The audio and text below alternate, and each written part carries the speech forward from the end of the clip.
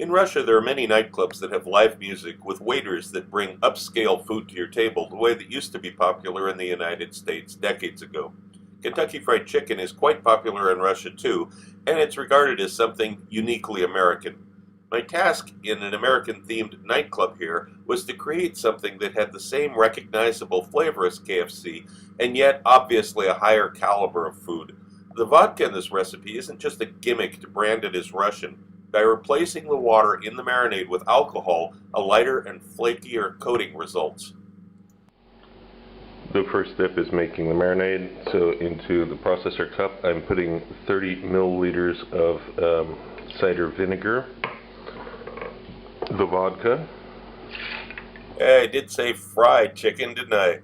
No, seriously, don't worry. I know there's teetotalers out there that are going to say, oh my god, I can't put vodka in my food. You will not taste the vodka. Don't worry. Now I have a Knorr chicken stock cube here. You don't have to pulverize it. You can just kind of crumble it into it, and the stick blender will do the rest of the work.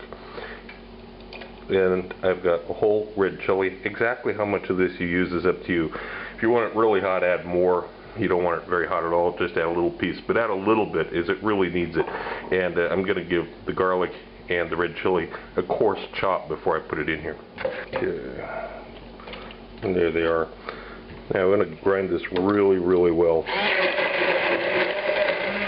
I've got chicken wings here that I separated into the drumettes and the wingettes, as they're often called in the industry. Just divide them in two, throw out the wing tips. That's not really useful for anything. There's no meat or anything on them. So here's this marinade. Notice that there's still little flecks of the red chili in it, but no giant pieces.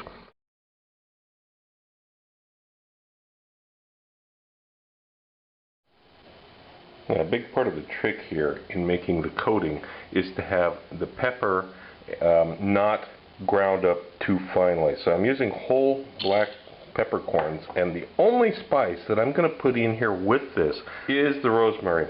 Because this is, you know, it's like a pine needles almost, and although we want pieces of herb in there, this is just a little bit too much. So these two are actually going to get ground some. But don't go overboard. This is the key here. Don't go nuts. Just grind them enough. Use restraint. I can't emphasize this enough. Do not overgrind the spices. This is what we want to see. There's some coarse texture here. You still got little flecks of almost just barely cracked peppercorns. And the rosemary is not a powder. Not a powder at all. This is a very coarse texture. That's what we want.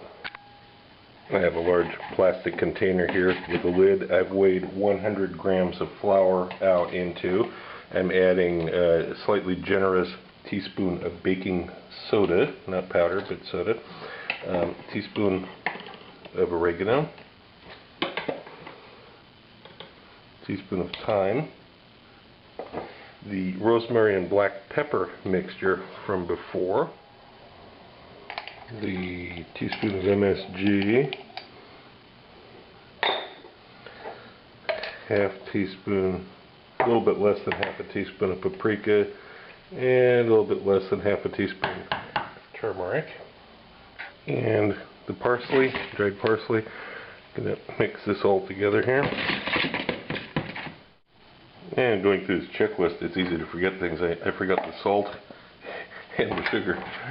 So I added those in now. Just make sure that you add everything. Go through your list before you actually start putting the chicken in. And you take the pieces, you kind of shake off the excess. You don't need to wipe them off, but shake off the excess.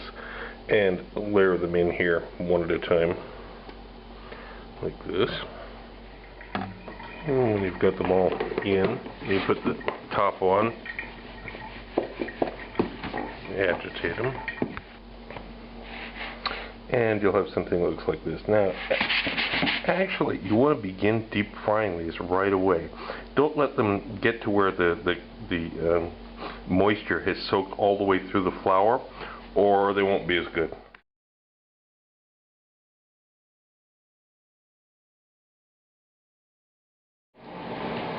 And this is what you end up with: a light, flaky, golden coating with some really nice flavors in here.